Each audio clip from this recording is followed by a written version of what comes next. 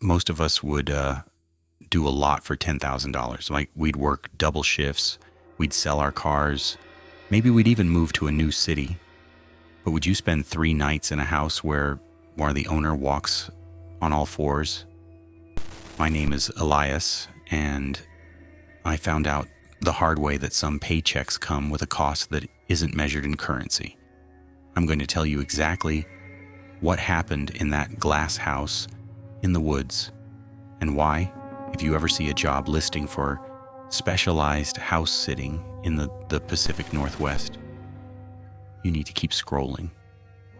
Because by the time I realized I'd broken rule number 4, it was already too late to leave.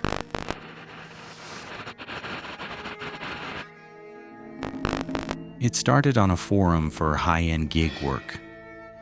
The kind of place where billionaires look for people who don't ask questions.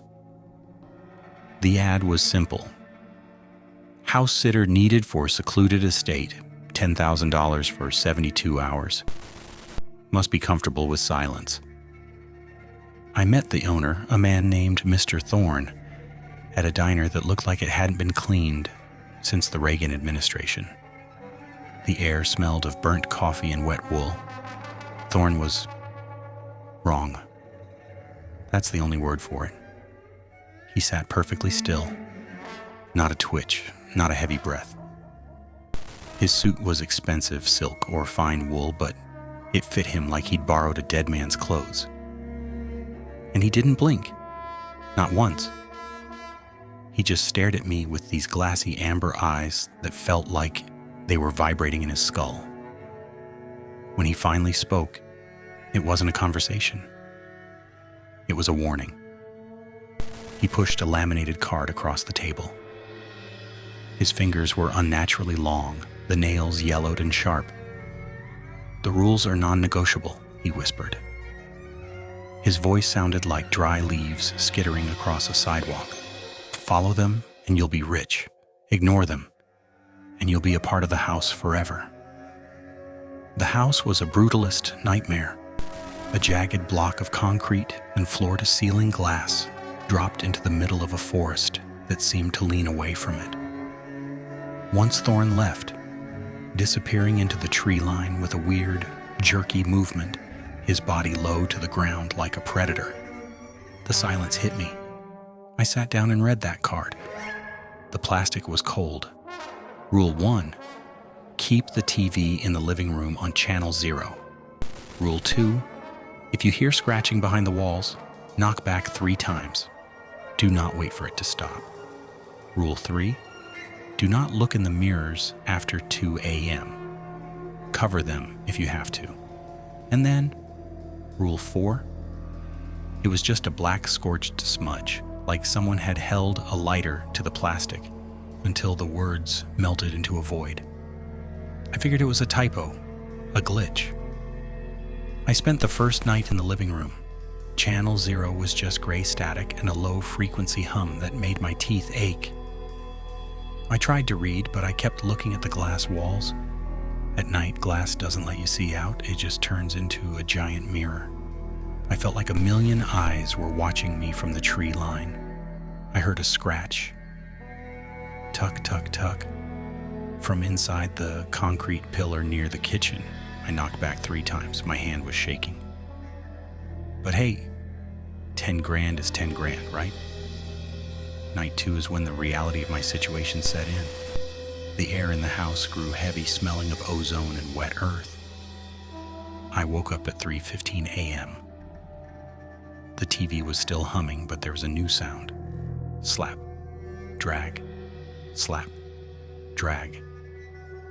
Something wet was moving across the hardwood downstairs. It sounded heavy. It sounded like someone dragging a soaked carpet. In my panic, my brain short-circuited. I forgot rule number 3. I stumbled into the bathroom, desperate to splash cold water on my face, to wake up from this nightmare. I splashed the water. It was ice cold. I looked up.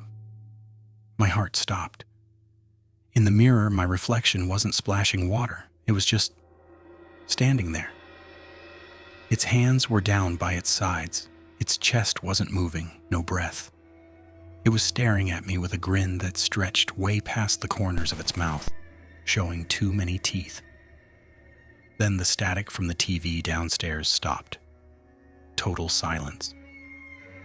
Then a voice.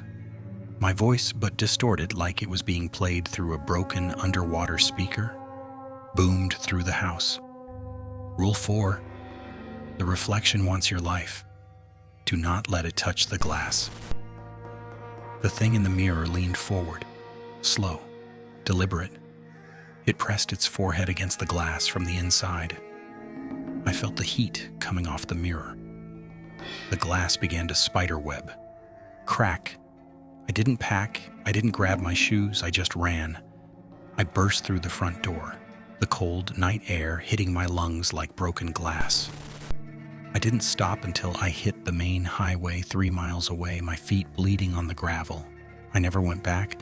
I never got the rest of the money. Thorne's phone number disconnected the next morning. The estate? When I checked Google Maps, there was nothing but trees. But here's the part that keeps me up at night. I'm back in my own apartment now, safe, locked doors, no glass houses. Except yesterday, I was looking through old photos on my phone.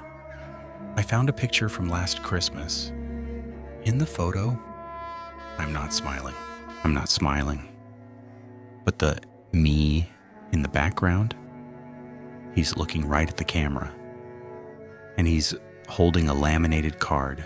Every time I look at that photo, he's a little bit closer to the front of the frame.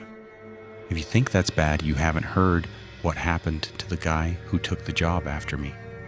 They found his camera in the woods. Trust me, you don't want to know what the authorities found when they finally breached the basement of that property 6 months later. If you want to hear more stories, subscribe and join us. Stay in the light, and whatever you do, don't look at the glass.